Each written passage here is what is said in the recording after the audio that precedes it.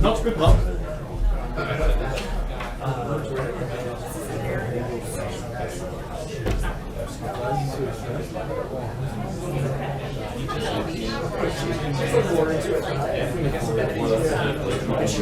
I'm just kidding.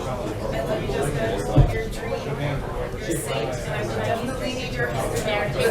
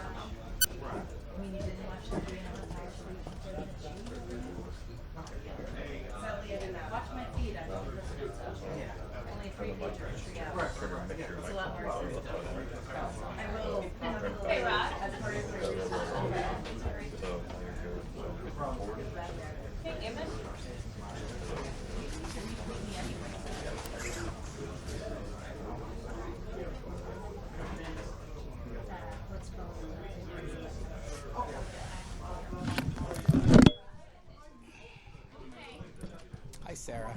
How are you? Good.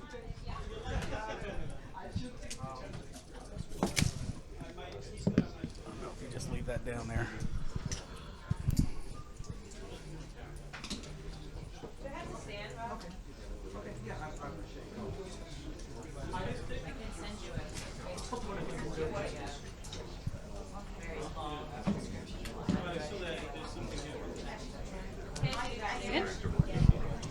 Thanks. Anybody hearing you? Nobody's talking to me yet, but I assume somebody will at some point. We already checked it.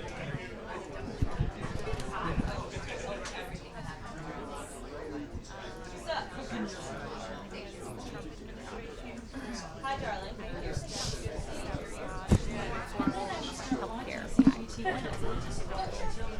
The source on this is KCRA. Hey.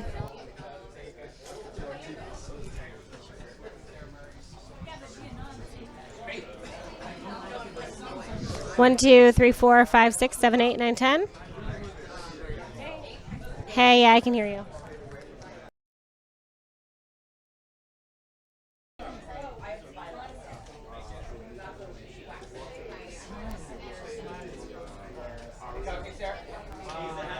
Yeah, we're good.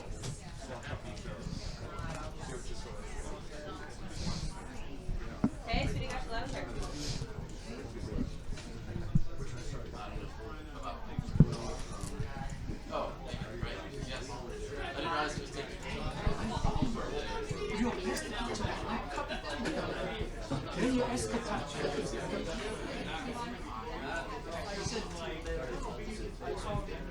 Okay, is that a full screen?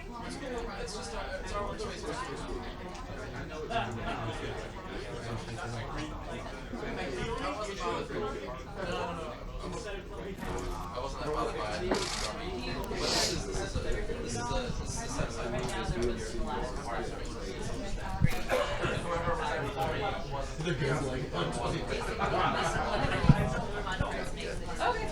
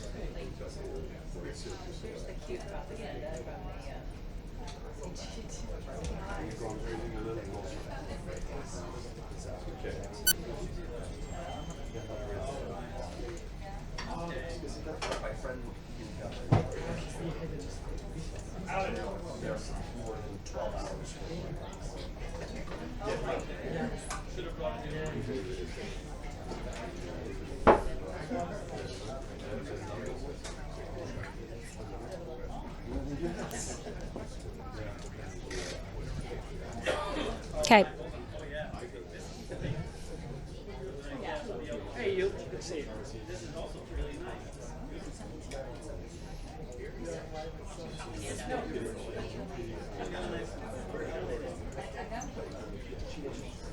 This is exactly what it does. It's a small child.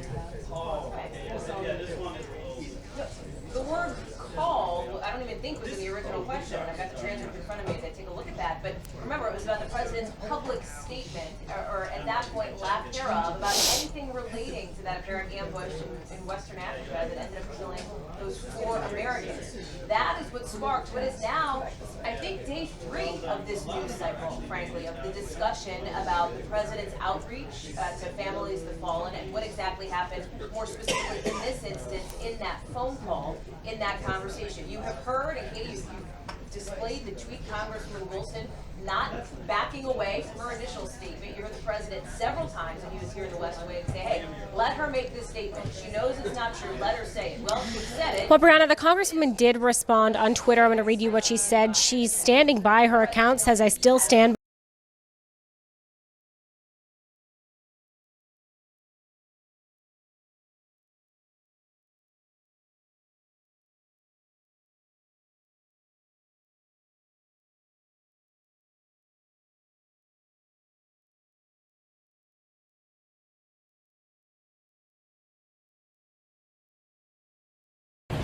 They have set a new standard for the draft, created a new experience for our fans that we think will be extraordinary, and we are confident that Dallas will raise that bar even further. So I'm happy to introduce Charlotte Jones Anderson, who is going to give her view of what to expect in Dallas. Again, the ownership was very supportive, and we're all very excited to be going to Dallas next April for the draft. Charlotte. Thank you. Well, on behalf of the Dallas Cowboys, the city of Dallas, the city of Arlington, and the city of Frisco, we are so excited that the NFL has given us this opportunity to host the draft in April of next year. And we have had so many great civic leaders in Dallas and across from Arlington and beyond that have really done a lot of hard work here, hopefully giving a lot of ideas to the staff of the NFL, to Peter and his team. And we really think we have come up with an incredible idea and concept that will really make AT&T Stadium shine, but also will deliver a unique experience that is unlike anything that you have seen thus far at the NFL draft. But I think this is what the draft process is all about. It allows the cities to show their unique personality and hopefully invite not only fans from all over our region in Dallas and the Metroplex and beyond, but from those from out of state. And that we welcome them to come to Dallas, to come to Arlington, to AT&T Stadium, to show their fandom and be a part of the draft in April. So you'll see a little bit different variation of it when you get there. A lot of those surprises are in store and will be released throughout the next few months. But again, we'd like to thank all of those who worked hard on this, but most importantly, the NFL for giving Dallas and the city of Arlington and AT&T Stadium the opportunity to host the draft. Thank you. Thank you, Charlotte. Any questions for Charlotte before she goes? I'm sure she doesn't stick with us. Okay. I'm sure you know. Okay. So we had a very productive set of meetings in New York here over the last couple of days. We had reports from various committees, including the competition committee. Very excited about the season that we have ongoing right now. We reviewed the 6 weeks that we've played to date and the margin of victory. We talked about the penalties per game. We talked about our game presentation and the changes that we've made and how that's worked. We talked about focus on officiating. All very positive very positive feedback on the game. We also spent a great deal of time talking about our partnerships. We extended a partnership and expanded a partnership with Ticketmaster that we think will be very fan-friendly, that will give our fans a better opportunity to buy tickets on a secure basis and get them to them on greater platforms, which we think will be very positive.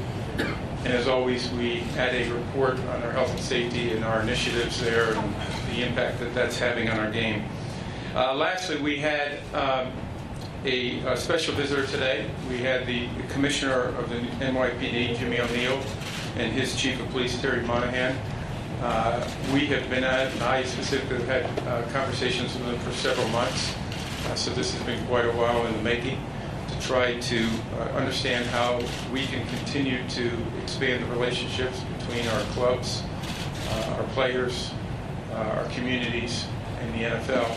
And he was very helpful in giving us insight into what their initiatives are here with the NYPD, initiatives that are going on in other parts of the country, which I saw firsthand down in Miami as an example last week and saw in Philadelphia recently.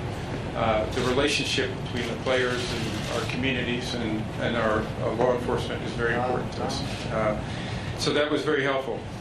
And yesterday, as you know, I made a brief comment about, came down to see you. I'm sure there'll be more questions about our meeting with the players and owners yesterday. We also spent a great deal of time with our owners alone today, discussing our efforts with our players. I would tell you that there's a great deal of support for the efforts that our players have identified. Not only support, but a recognition these are important issues for our communities.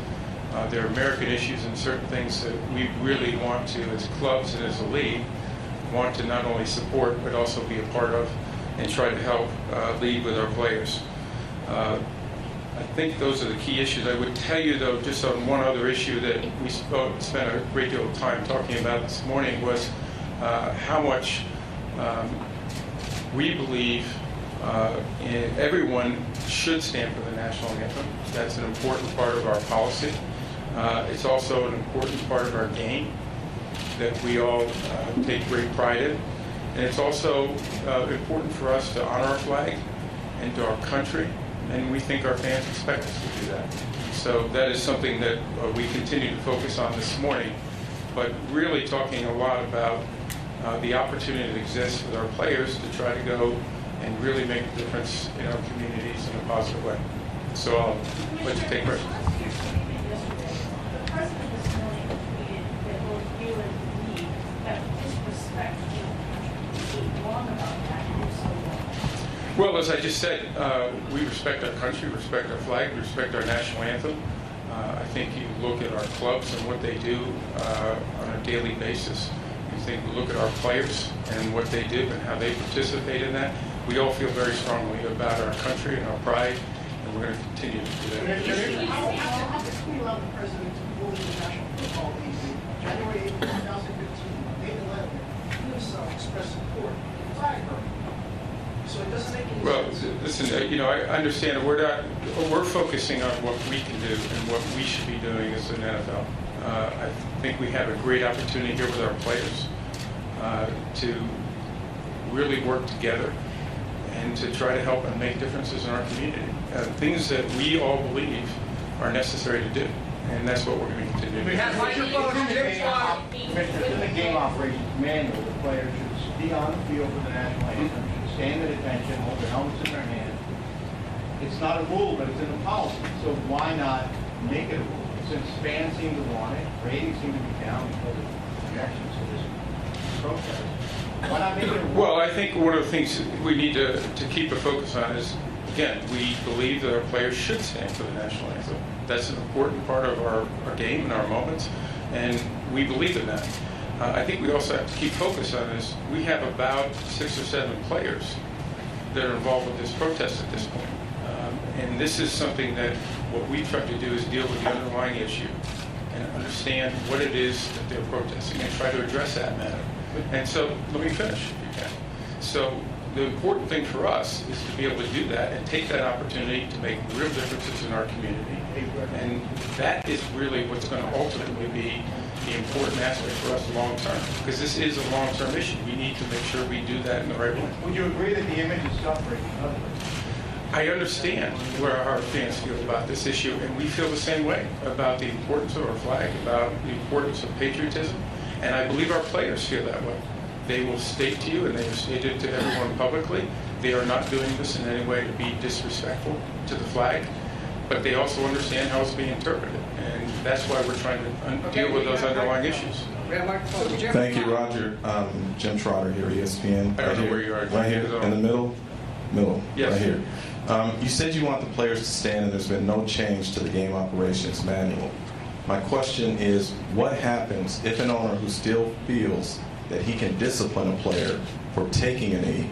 What response will we see from the league if that were to happen? Well, Jim, we just had 2 days of conversations with our owners, of which this was a fair amount of the conversation, and I think our clubs all see this the same way.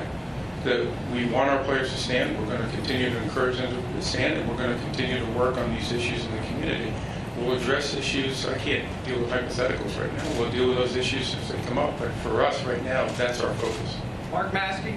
Roger, Yeah. at this point, what have your sponsors and the network said to you about this issue, and what do you feel the effect is on your business right now of this entire... Yeah, Mark, we have a report on that too. Listen, we know how important this is to our sponsors, our partners, our licensees. It's important to us also. So we all share that. And we certainly are in great contact with them. We understand the issues. We want to make sure they understand our perspective, what we're doing. And in fact, if they can help us, we want them to help us in those issues. But all of this is part of the ongoing effort and understanding one another and making sure that we do the right thing in our communities and the right thing to support our players, but also do the right thing to make sure we get back to football. And in the meantime, people understand how important our country is and how important it is to make sure that we're doing things the right way to honor our country. Roger, Byron Barnett from WHCH in Boston. What is your reaction to the lawsuit filed against the NFL by the Aaron Hernandez family and their allegation that the NFL doesn't inform the players about the risks of CTE? Listen, this is a matter of litigation, so that's something that's going to work its way through the litigation. I think there's been a great deal of focus on this issue of brain trauma. We've been to a great deal of litigation on this issue and settled a major case on concussion, so we'll let the lawyers handle that and deal with it. Yes. Roger, Ron Mott, NBC News. I'm sorry, you guys, I can't see you. Hi, Yes. Roger, Ron Mott, NBC News. Yes. When you talk about supporting your players, what form or forms will that take? Because some people reasonably presume that if players felt that this league were truly on their side and supporting them in these causes and these concerns, that they would not take a knee. So how is this going to manifest itself going forward? So Well, I league think willing that- to put the shield on the line to get into some sticky political and social debates? Okay, but we're not afraid of the tough conversations. That's what we're having with our players. That's what we had yesterday to make sure we understand one another and understand where they're coming from. And I think out of those discussions, they understand that the owners and the NFL really do care about their issues and what we can do to make the communities better. And so I think that's what dialogue's all about, and listening and understanding, so that we can get that kind of understanding between different parties. And that's what is complex about this, but that's why it's also really important to do, because I think that's where real change really happens, and that's the opportunity for us in our communities. So if I can follow up, did they ask for anything in this meeting yesterday from the league or the ownership? We've had discussions with them for over a year, and I think we have a very good understanding of the types of things that they're interested in and how they can get support from the NFL to do that, and we want to do that. And that could be in legislative matters, that could be in the community with, can we participate in ride-alongs and try to make sure we understand what's going on in different communities across the nation. Because the problems in one market are different than the problems in another market. And so that involves the clubs and the players getting together, making sure we truly understand what's going on in those markets. And that's where we see a real impact. All right, Roger Connell, McShane with the Fox Business Network, and I do want to ask you a business-related question to the league. One of the things we've seen in the polling this week, Gallup had numbers that showed the popularity of pro football started to come down, but they also show there's a big political divide, whereas Republicans identifying as pro football fans down 50%, Democrats only 3%. So it doesn't directly speak to the anthem protests, but what's your reaction to those numbers, and what, if any, steps can be taken to reverse that trend? Well, we believe doing the right thing is what you ultimately have to do.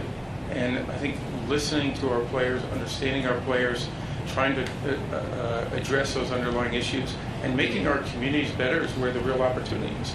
And that long term is going to benefit us. And so that's what our focus is, and that's how we're going to deal with it. What about that split, though? That split between the parties, the political. I don't think that surprises anybody. What we're trying to do is stay out of politics.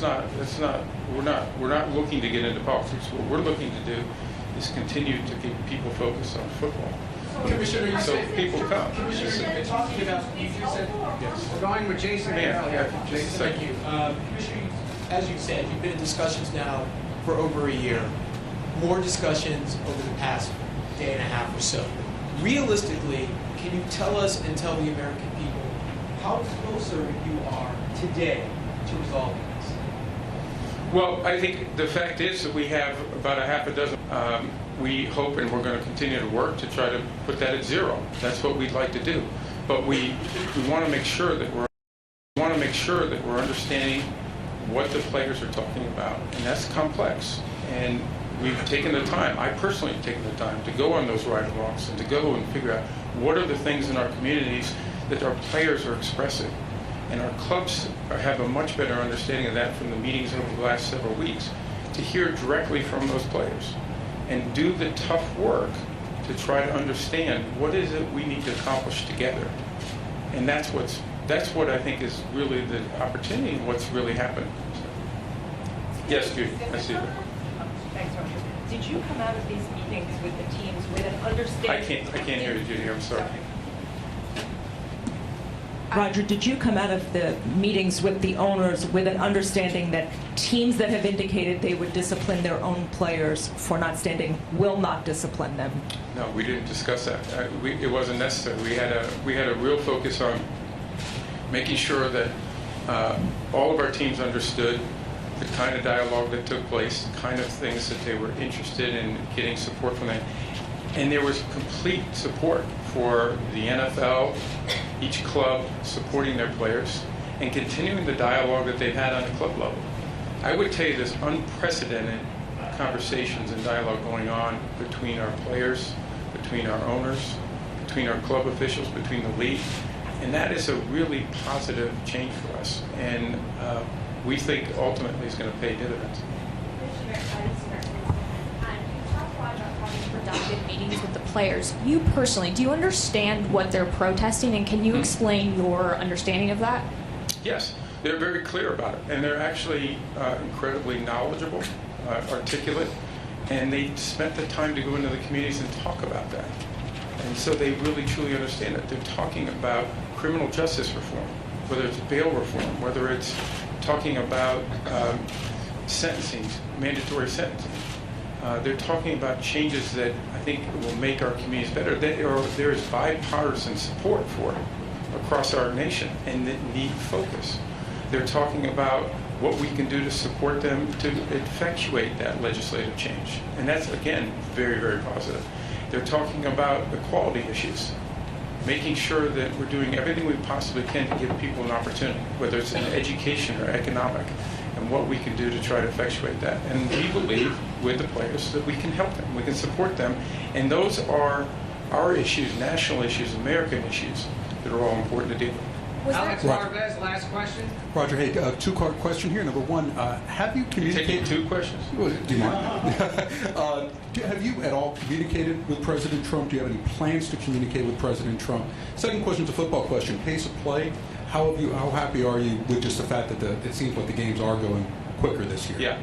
I have not, to your first question. To the second question, we're very pleased with the pace of game changes.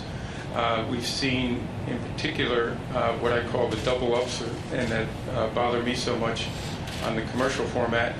We've seen, I think it's close to a 90% reduction in that this year, which I think is good for our fans. I think it's good for the experience of watching an NFL game, whether you're in the stadium or on television or on another platform. And we said all along, this wasn't about reducing the length of games, it was the pace of the game. And so the 40-second clocks, as an example, that we put in after the point after touchdown and after the touchdowns have had a real impact. Centralizing replay and bringing the Surface tablet to the sideline so the official can do it. All of that's sped up what we consider downtime. Time that's not, we don't believe is attractive to our fans. So we're happy with it. It's only 6 weeks to go, a long ways to go, but we're continuing to see what we can do to keep pushing that, because we believe that's good for the experience. Commissioner, final question. Are you paying your financial support for this issue?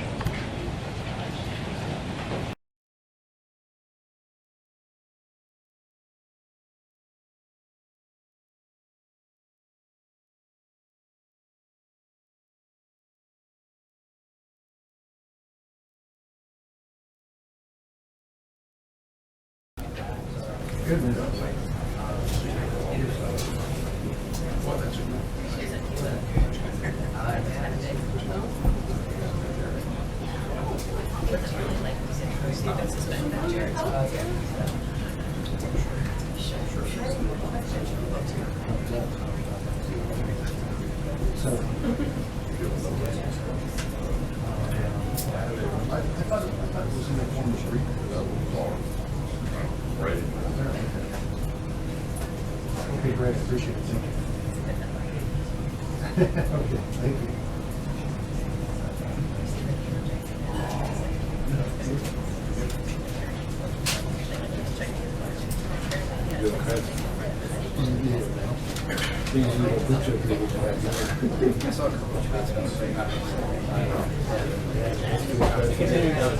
Can't see you.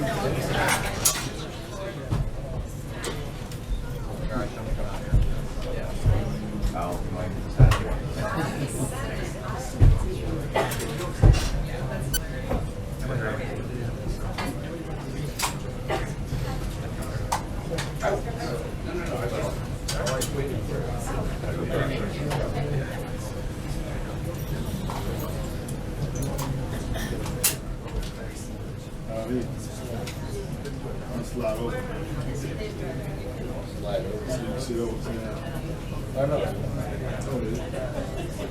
You got a chair right there, right? It's a chair.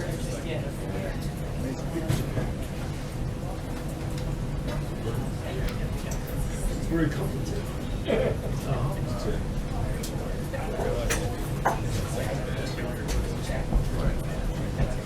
You just need me to scoot back. Further back you go, the better. Yeah, the further back you are, there. Yeah, the further back comes. I know, that's why. Nah, don't worry about that, guys. I don't keep jumping defense. Yeah, it's Fox News. Fake. Nobody's watching, don't worry about it.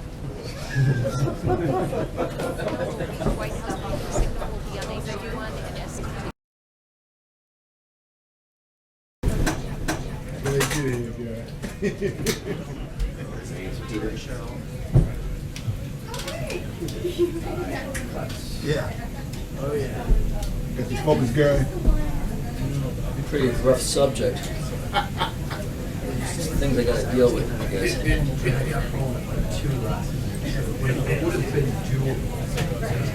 Oh, Victor. He was live, man. When you said that, you know I'm live.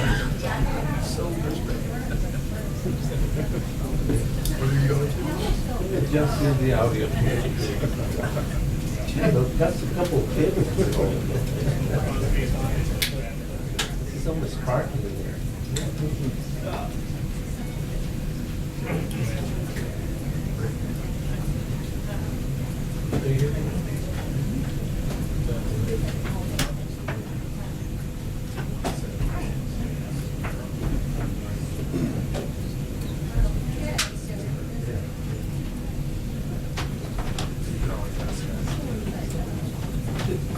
That's our radio. This radio today? Yeah.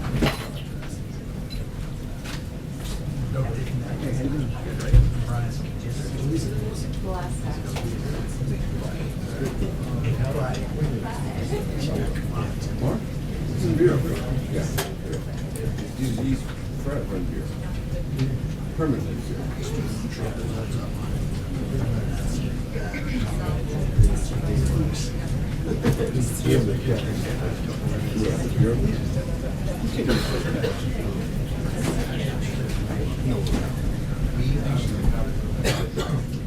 Easy for them to get walk.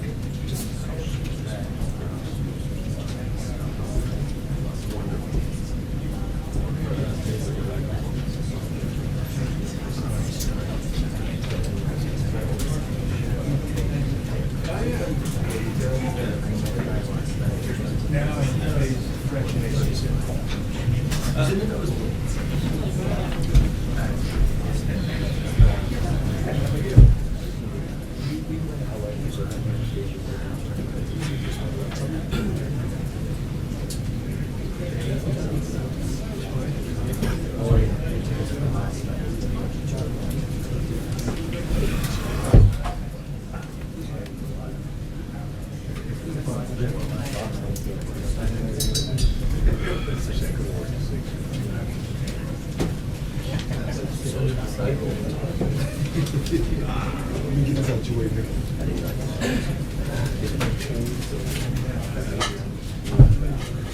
Told me to see it.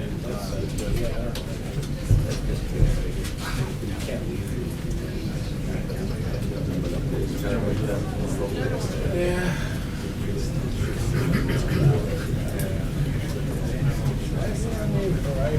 Still ready. Still ready. I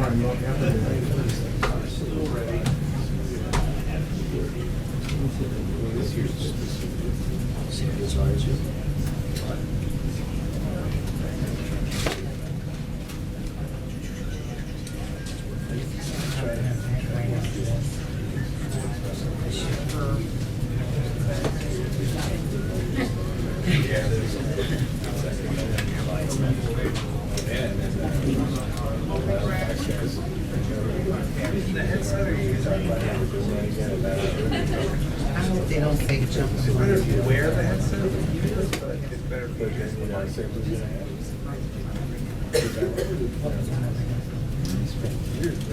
That's my experience. Foxy needs equipment. Well, I have sound. Yeah, camera, 2 cameras. Let me see this. Never go married in a tree. Even if they have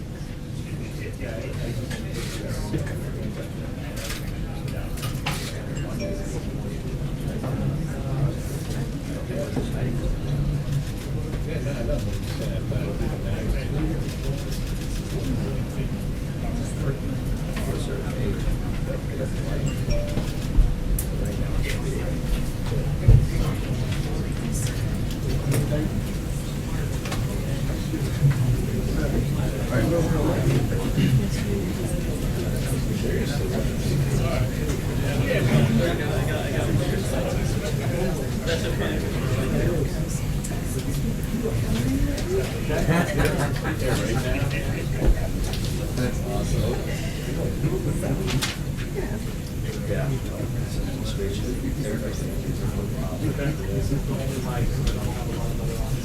two, three, four, five. 1, 2, 3, 4, 5. Here's Sean Roberts, 5 to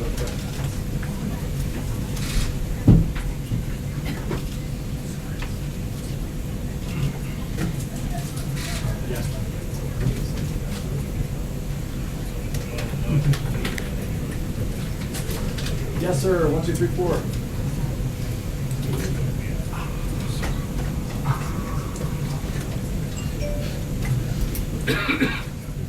Stay right. Okay.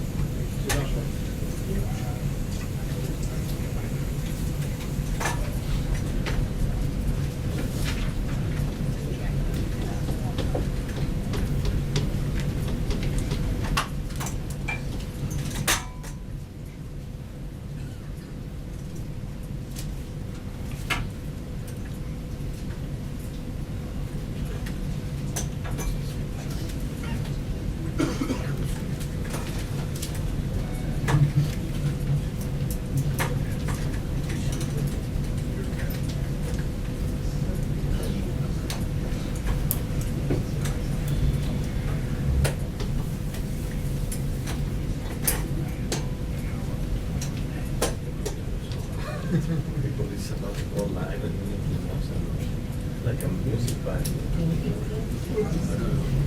I use the chick. So we figure it out. Good. No conversation here. He's just like I see you're on my way. Yeah, you were red. You wore red, but you're not cheer back. Just like you got a wide angle and you got wide.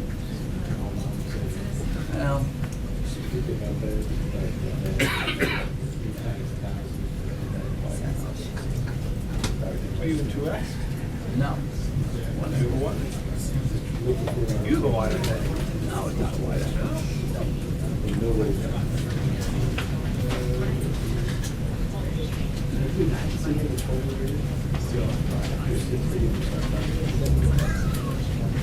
Show on the road here.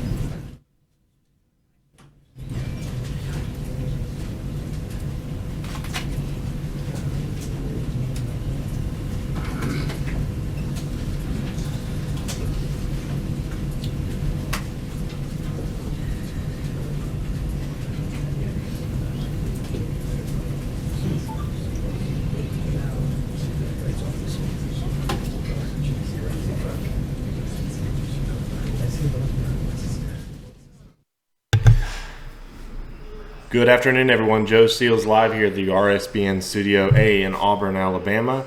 We're awaiting Sarah Huckabee Sanders' White House press briefing today. It should be quite a spectacle today, as I'm sure there'll be lots of questions asked about the phone call to the widow.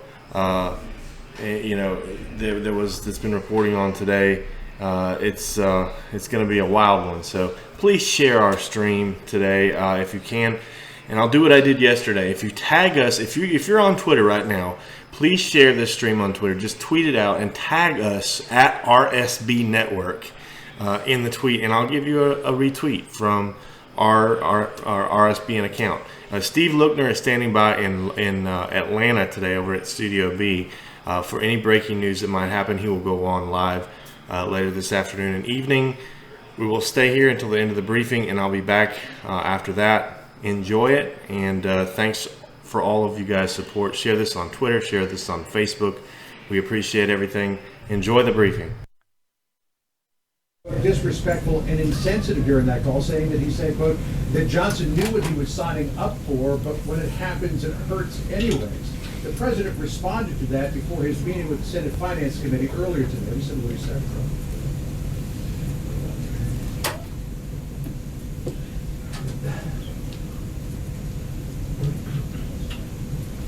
See that shot?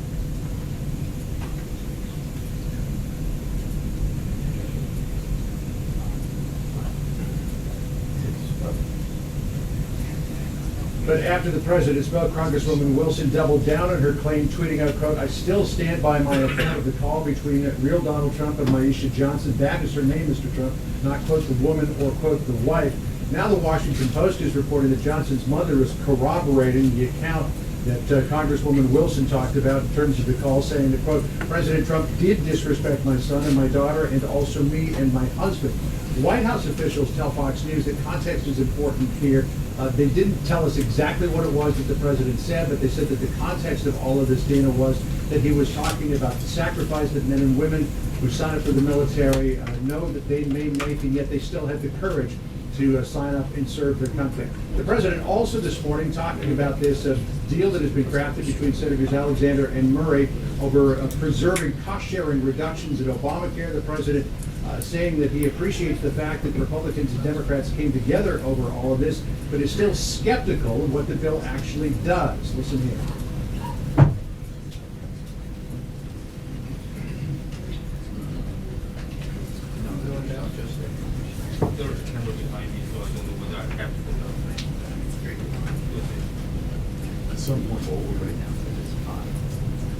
The White House officials tell Fox News that they are concerned that even though this does seem to flow more money to people who are in need of subsidies in order to buy health insurance, there is no way to certify on the state level this money isn't going directly into the pockets of the insurance companies. It also provides for $105 million for outreach for open enrollment in the Obamacare exchange. That's the item that they disagree with. So I'm not sure if this is going to go in 200 years, the first in his family to die in the line of duty. Of course, Sergeant LaDavid Johnson, the father of two, a man who will now never be his unborn child, but instead based on this back and forth between the president and this congresswoman, the Democrat from Florida, all of a sudden the conversation's been focused on the president's words, whether he's sufficiently sensitive, and sort of the politicization of Gold Star families in this country. Of course, this comes after President Trump was taking questions in a rose garden on Monday when he volunteered the idea that, in effect, President Obama and other presidents didn't make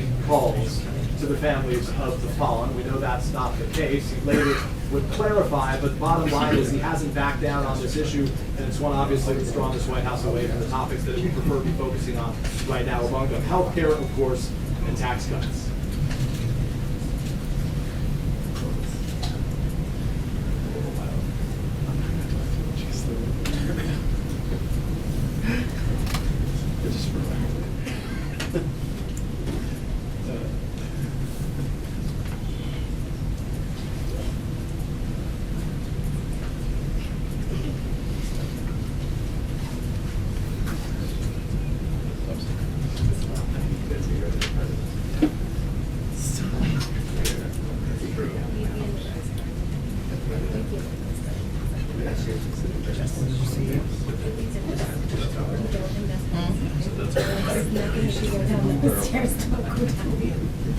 Don't walk down the ramp. No, that doesn't lead anywhere.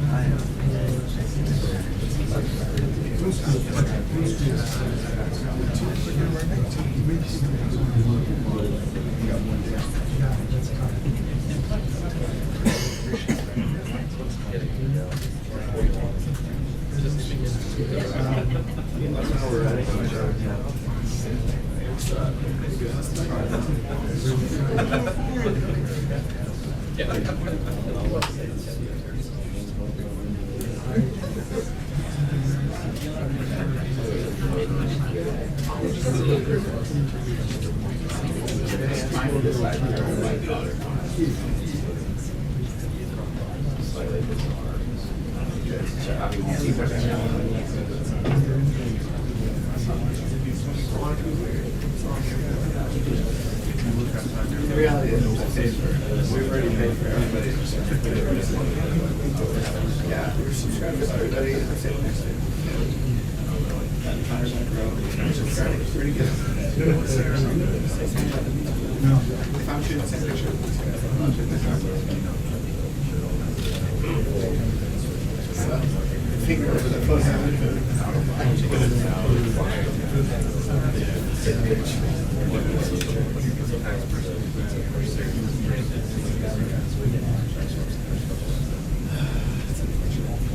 That's fun.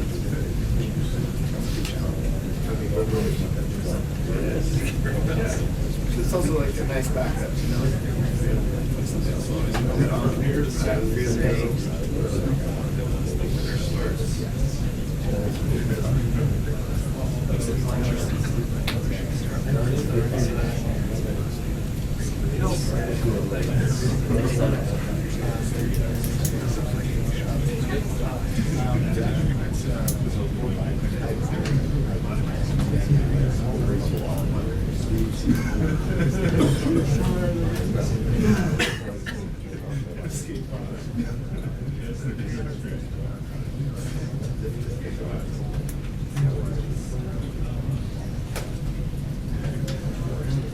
Yep. Right.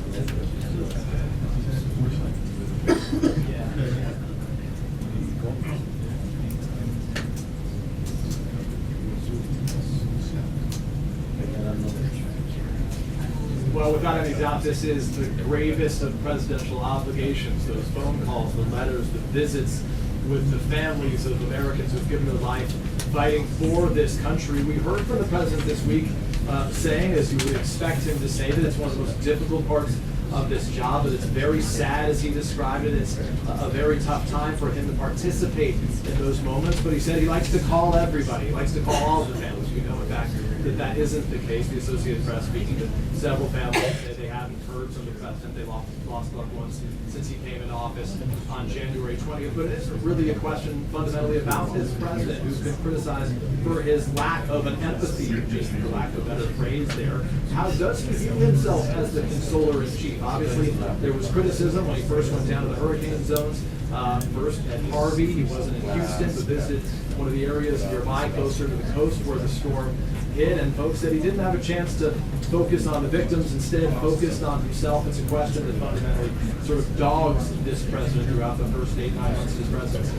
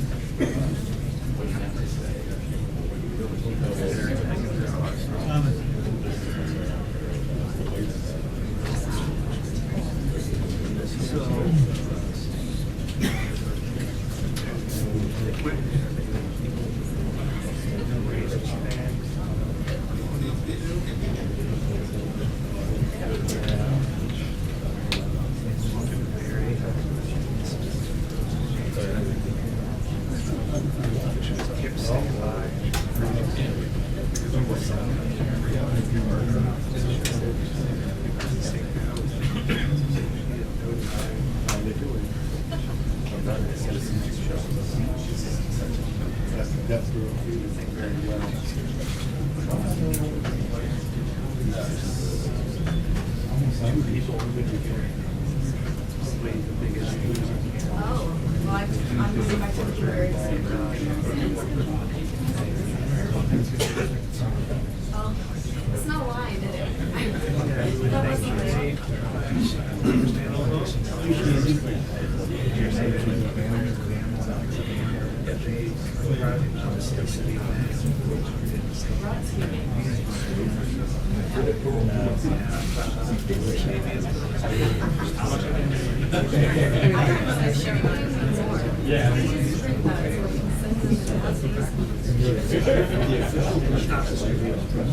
Oh, it's true. I'll have a personal here.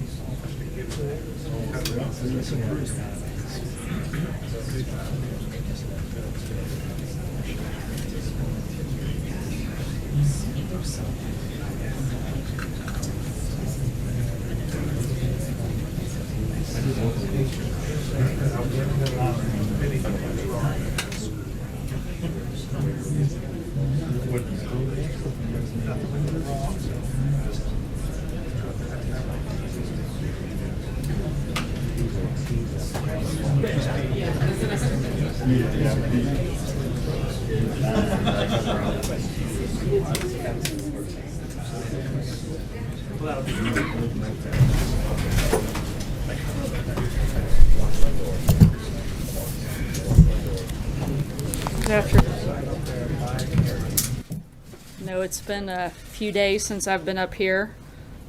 I'm sure that you have all missed me as much as I've missed you.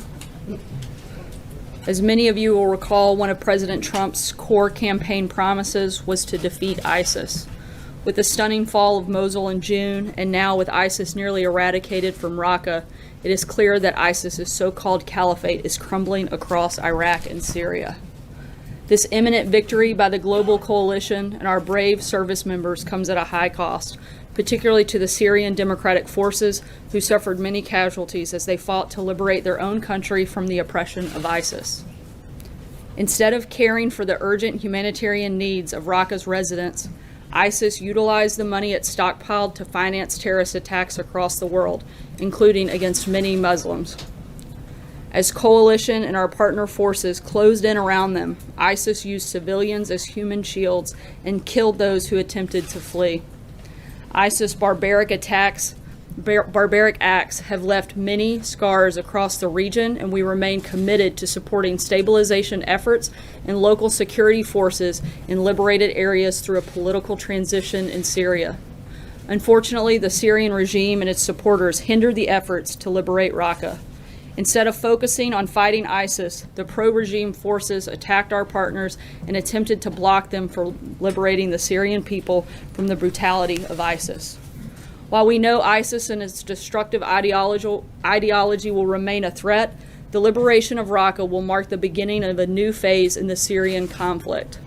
As we and our partners take away the ability of ISIS to plot and carry out attacks from territory they control, we will continue to seek the de-escalation of violence in other battlefields across Syria. Looking ahead to tomorrow, we will be welcoming Governor Rossello of Puerto Rico to the White House to talk about the ongoing recovery and rebuilding efforts. We will continue working hand in hand with local leaders in all areas of our country that have been impacted by several natural disasters in recent months. As President Trump has repeatedly said, we stand with our fellow citizens. We're here to help and get them back on their feet. And with that, I will take your questions. Quiet. John? Sarah, the president said earlier today that he would not allow insurance companies to pad their pockets with money from the federal government. The White House has some concerns about the Alexander Murray bill. Can you articulate what those concerns are? Look, we've said all along that we want something that doesn't just bail out the insurance companies, but actually provides relief for all Americans. And this bill doesn't address that fact. So we want to make sure that that's taken care of. We think that this is a good step in the right direction. This president certainly supports Republicans and Democrats coming to work together, but it's not a full approach, and we need something to go a little bit further to get on board. Can you articulate specifically what the White House is concerned about? Some of the things do that the something about president- outreach dollars and making sure that the money Yes. doesn't go to insurance. Some of the things that the president has stated before, he wants to lower premiums, he wants to provide greater flexibility, he wants to drive competition, he likes the idea of block grants to states. Those are a lot of the ideas that he'd like to see in a health care plan. Thanks, Sarah. Let's go to the president's tweet this morning, if we can. What proof does President Trump have when he says Congresswoman Wilson is not telling the truth? Are there recordings of his phone call with Maisha Johnson? No, but there were several people in the room from the administration that were on the call, including the Chief of Staff, General John Kelly. The president also said that he has called every family of someone who's died. Is that true? The president's made contact with all of the families that have been presented to him through the White House Military Office. There have been families that have since come forward to the Associated Press. The names are in these reports who say they've not actually heard from this White House in any capacity. All of the individuals that the president has been presented with through the proper protocol have been contacted through that process. Jeff? Sarah, just to follow up on the healthcare question, is it correct then to say that President Trump does not support this deal in its current form? Correct. And I think he stated that pretty clearly today. And then just as a follow-up on another issue, he had a conversation today with Governor Reynolds of Iowa. Can you tell us a little bit about what they discussed, and did he make any assurances about the renewable fuel standard during that discussion? They didn't make any assurances on that specific issue. It was discussed, and they're going to continue to look at that process, but no definitive decision was made on RFS on today's call, but it was discussed. Justin? Today, Secretary Mnuchin was talking about the tax framework, and he said it was, quote, very hard not to give tax cuts to the wealthy as part of a framework that cuts rates across the board. It seems like an acknowledgement of the realities of math and sort of the independent analysis of the president's tax plan, but as recently as a month ago, the president said that this plan would not benefit the wealthy. That's not the focus of the tax plan. The focus, as we've said time and time again, the focus and the priority of the framework that the White House has laid out is to benefit the middle class. And that's you would agree what the with Secretary priority is. Mnuchin then That there may be some people that receive tax cuts that are also in the wealthy bracket, yes, but the fact is the priority again remains that middle class Americans are the ones that are most impacted, and that's where the priority and the focus lies. Sarah, what is the criteria that the White House Military Office uses for presenting names of families to the president after they've been casualties in combat? So there's a process that is a standard protocol. Once a person is killed in action, the first steps, the process begins with a DOD casualty assistance officer making next of kin notifications. After that, they create a package that's sent to the White House Military Office. That package is then reconfirmed. All of the details and the contents of the package have to be confirmed by the White House Military Office. Once that process is completed, the president or other members of the administration can engage in contact. Just to follow up on that, so are you saying that if the president hasn't contacted the family members of every service member who's been a casualty since he came to office, it's because of the protocols of that office? That's my understanding. If there's a specific case, I'd have to look into it, but as a whole, and generally speaking, that's my understanding. And just to follow up on this week, why did the president wait 12 days to speak publicly about the... As I just said, I walked you through that process. So the DOD package that was sent to the White House arrived on Thursday of last week.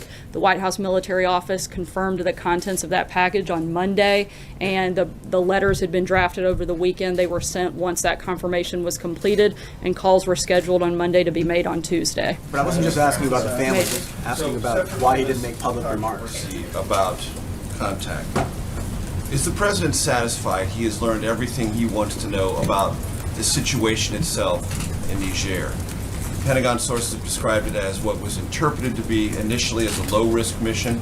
The ambush was a big surprise. There was no air cover. 30 minutes for French air cover to arrive. Questions about the speed of the evacuation and having perhaps that something to do with whether or not these military personnel survived or not. Is the president satisfied he knows everything he needs to know about this particular raid, rules of engagement, and everything about it? I believe they're still looking into the details of that, but I don't think that the president can ever be satisfied when there's loss of life from men and women in the uniform. Is there anything he wants to know more about this than he's learned so far? I can't get into the specifics in terms of he's contacted. Right. I can't get into the specifics of the details of the raid at this point. But again, I don't think you can ever use the word satisfied with the process when there's a loss of life for someone in the military. Sir, on tax Deborah, reform, because I'll come back. Secretary Mnuchin said Deborah. yesterday- I said have a Las yesterday- Vegas question. Is the administration looking at having the ATF ban bump stocks, or does the president think that Congress should do it? We're certainly still looking into and having a review done of that process, and when there's an official policy position, I'll make that announcement. How long do you think that will John? Yeah. Thank you, Sarah. 2 questions.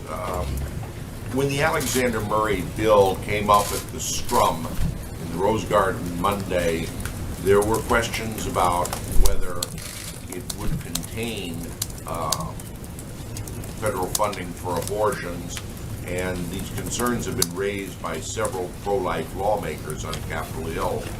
Will the president rule out signing any kind of measure that includes funding for abortion? The president stated that he would like to see a health care bill that does not include funding for abortion. Will he rule out signing one that does? I believe that that is probably something that would be a priority for him, but in terms of negotiating what that health care package would look like, I'm not going to do that from the podium today. Second question. Hold on, I'm going to try to take one question a day to get to everybody. John Decker. Thank you, Sarah. A question about the NFL. Roger Goodell, the commissioner of the NFL, earlier today said that all players should stand during the playing of the national anthem. Earlier this week, there was no change in policy as it relates to the NFL mandating that all players in the NFL stand for the national anthem. Does the president believe that he's winning this argument or has won this argument as it relates to what he said about whether players should stand for the playing of the national anthem? I think it's certainly a step in the right direction. As we've said many times before, the president supports standing for the national anthem, saluting the flag, and honoring those men and women in uniform that fight to protect it. Sarah, thanks. Does the president feel, as a matter of principle, that it is not adequate to simply send a letter of condolence to the family of a slain service person, as President Bush and President Obama typically did? And does he feel that it was not adequate for President Obama to have sent a letter to General Kelly but not called General Kelly on the death of his son? I don't think that there's anything that any president can do. There's never going to be enough that a president can do for the families of those that are killed in action. The point the president was making is that there's a different process. Sometimes they call, sometimes they write letters, sometimes they engage directly. The comments were certainly, I think, taken very far out of context by the media, and if there's any frustration, I think that's where it should be focused. Sarah. Like, let me ask you about something Steve Mnuchin had said, since you guys talk about the stock market a lot and the president does as well. He said, and I quote here, "There's no question in my mind that if we don't get it done," meaning tax reform, that you're going to see a reversal of significant amount of these gains, essentially saying if tax reform doesn't happen, there could be a major correction on the corner of Wall and Broad. How concerned is the president at this point of that possibility? We're confident that we're going to get tax cuts done, and so that's what we're focused on, and we're going to continue pushing forward until we get there. And on the healthcare bill, if you don't mind, what changed? I'm sorry, I'm just going to take one question today. The president tweeted about the California wildfire situation. Does he have any plans at this point to visit California and to survey the damage in person? And if he doesn't, does that speak to a lack of interest in helping the state recover from the wildfires? Not at all. Again, the administration has been very engaged throughout this process. We're going to continue to be there. We're continuing to talk with state and local officials on the ground and work with those individuals to make sure that whatever aid is needed, that we can help provide that process. Is he going to go to the state, though? There's not a trip planned at this time, but it certainly hasn't been ruled out either. Philip? Thank you, Sarah. Can you please clarify the president's position on Kurdistan, especially on Iraqi Kurdistan, especially given the takeover of Kirkuk? And does the president see Kurdistan as an ally in general? As we've said before, that position hasn't changed. I know I've talked about it a couple times. We urge all sides to avoid escalating this further. We oppose the violence from any party, and we'd like for them to be focused on helping continue in the fights against ISIS, and Iran, and that's where we'd like to see their energy focus. So that they're keeping the status quo? Sorry, I'm going to keep to one question. Hey, Sarah. It's been more than 2 months since the president said that he would declare the opioid epidemic a national public emergency. On Monday, he said he'd get it done next week, but that to get to that step, a lot of work had to be done and called it time-consuming work. Can you explain why it's taking so long, detail some of what this time-consuming work is, and what players are involved in this process? There's a very in-depth legal process that goes with declaring a national emergency. We'll make further announcements on that next week, but there have been multiple people. It's an interagency process. A lot of different stakeholders have been involved, and we'll have further announcements on that next week, like the president said. Can you tell me whether or not, is there a... Sorry, I'm going to stick to the one question. Yeah. Just following on the tax reform meeting today, can you just sort of talk about the strategy from the White House going forward on this? I know that Mark Short had told us before that Democrats were a must-have on this bill or on tax reform. Is that still where things are? I think it's pretty simple. The strategy is to get enough votes to pass tax cuts. Okay, so can you just elaborate a little bit on the getting Democrats on board? Look, we'd love to see them get on board. We don't know why any Democrat would want to be against providing tax relief and tax cuts specifically to middle-class America. I don't know why anybody wouldn't want to get on board with that. Hunter? Thank you, Sarah. It's been almost a month since Hurricane Maria hit Puerto Rico. Almost 80% of the island is without power, and about 1 million Americans, a third of the population there, still don't have reliable drinking water. Does the administration consider the current state of affairs in Puerto Rico acceptable? And when it comes to Puerto Rico, does the buck stop with President Trump?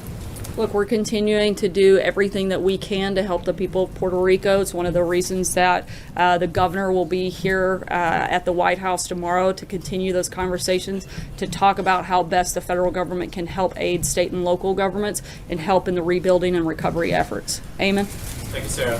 On the Fed chair search, the president once said that he considers himself to be a low interest rate guy. Does he still consider himself to be a low interest rate guy, and will that have any bearing on who he selects to run the Fed? As the president said yesterday, he's interviewed a number of very qualified individuals, and he'll make that announcement in the coming days, and we can deliberate all of the details of that once that happens. I'm sorry? Days, not weeks. Days that do add up to weeks. So we'll see. Are you signaling anything there, sir? That's all I'm trying to get On at. the phone call real quick, what exactly is the president denying? Is he denying that he ever spoke these words to the widow, that that he must have known what he signed up for, or is he just saying that she took it the wrong way and it was taken out of context? His words? The president's call, as accounted by multiple people in the room, believe that the president was completely respectful, very sympathetic, and expressed the condolences of himself and the rest of the country, and thanked the family for their service, commended them for having an American hero in their family, and I don't know how you could take that any other way. It wasn't that he didn't say those words, it was that the context he felt that she put it in the wrong context. Is that it? I'm not going to get into the back and forth. I think that the sentiment of the president was very clear. He took the time to make a call to express his condolences, to thank the family for this individual's service. And I think it frankly is a disgrace of the media to try to portray an act of kindness like that and that gesture and to try to make it into something that it isn't. Peter. Sarah, did the president speak to his chief of staff, General John Kelly, before invoking his son's death and what has become a political argument? I know he's spoken to General Kelly multiple times yesterday and today. On this very topic, in other words, did General Kelly know he would be raising the issue of his son's memory when talking about I'm not sure the outreach? I'm not sure if he knew of that specific comment, but they had certainly spoken about it, and he's aware, and they've spoken several times since So then. can you describe how General Kelly feels about it? Is he comfortable with the way his I son's think memory that General Kelly is disgusted by the way that this has been politicized, and that the focus has become on the process and not the fact that American lives were lost. I think he's disgusted and frustrated by that. And if he has any anger, it's towards that. Fred? Fred? Yeah, thanks. The House a few weeks back passed the ban on pain-capable abortions. Where does the president or the ONG has said that the president would sign this legislation? Is the White House putting pressure on the Senate to pass the Lindsey Graham bill that would ban the 20-week? I'm sorry, what was the last part of the question? Is the White House putting pressure on the Senate to pass the Lindsey Graham 20-week ban? I know that there have been conversations about that, and the administration supports that policy, but beyond that, I don't know if there have been further conversations or pressure applied, but certainly support that effort. Sarah. April. Sarah, Congresswoman Wilson, I talked to her a couple of hours ago, and she says that this is the president's Benghazi. She says that that Jackson was, and the Green Berets were in Niger trying to find out information and doing a mission about Boko Haram. And she said that his transmitter was still emitting for 2 days, emitting a signal when he was located. And she says that makes no sense why he wasn't located. What say you about that? And also, what do you say about her comment that he did not know, and the wife, the widow, said that the president did not know his name. He kept saying, "Your God, your God." Just because the president said your guy, I don't think that means that he doesn't know his name. As the president stated, the hardest job he has is making calls like that. I think it is appalling what the Congresswoman has done and the way that she's politicized this issue and the way that she is trying to make this about something that it isn't. This was a president who loves our country very much, who has the greatest level of respect for men and women in the uniform, and wanted to call and offer condolences to the family. And I think to try to create something from that the Congresswoman is doing is frankly appalling and disgusting. What did you say about what she said about Boko Haram and Niger? What did you say about what she said about the mission and been comparing? As I said to Major Benghazi? before, I'm not going to get into the details of that action at this point. Was she right? As I said before, I'm not going to get into the details of that action at this time. And when we have further information, I'll be happy to discuss it with you. Thank you, Sarah. Pally? Thank you. I just want to, setting aside the Congresswoman, setting aside the discussion about the politicization of this, the woman who raised Sergeant Johnson spoke to the Washington Post and said she felt like her son had been disrespected. And again, I'm not asking about what Congresswoman Wilson had to say. I'm not asking about any of that. But given that somebody who has, as you rightly note, making these phone calls is probably one of the hardest things a commander-in-chief has to do.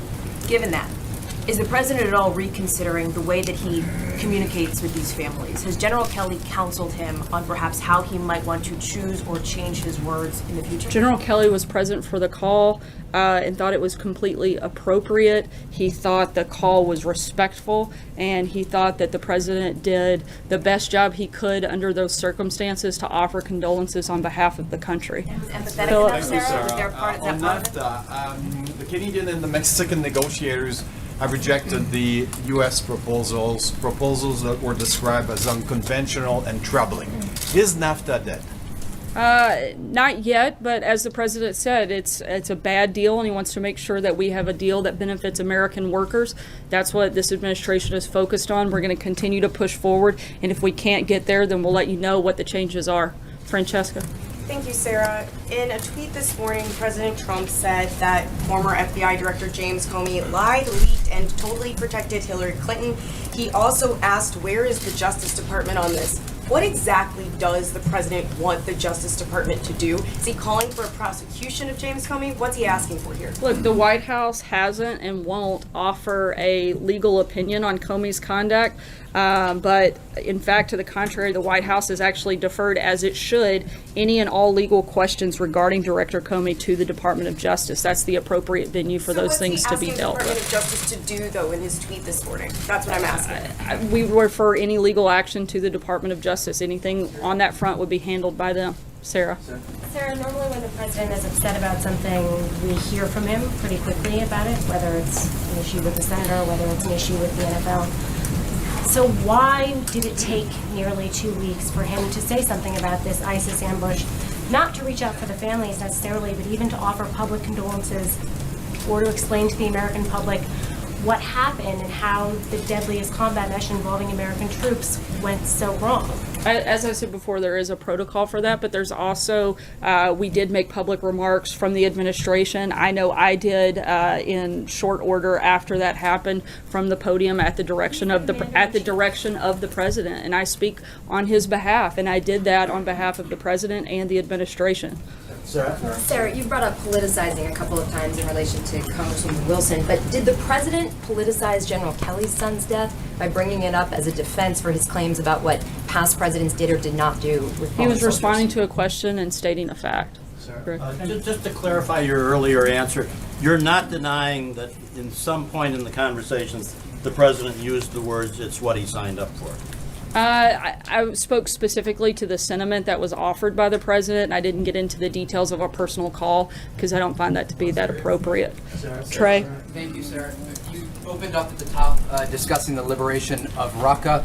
So my question for you is, how does the president envision future U.S. involvement in both Syria and Iraq post-ISIS? We want to continue to work with our coalition forces to completely destroy and defeat ISIS. Right now, that's the priority, and that's the focus, and that's what we're going to continue to be focused on at this time.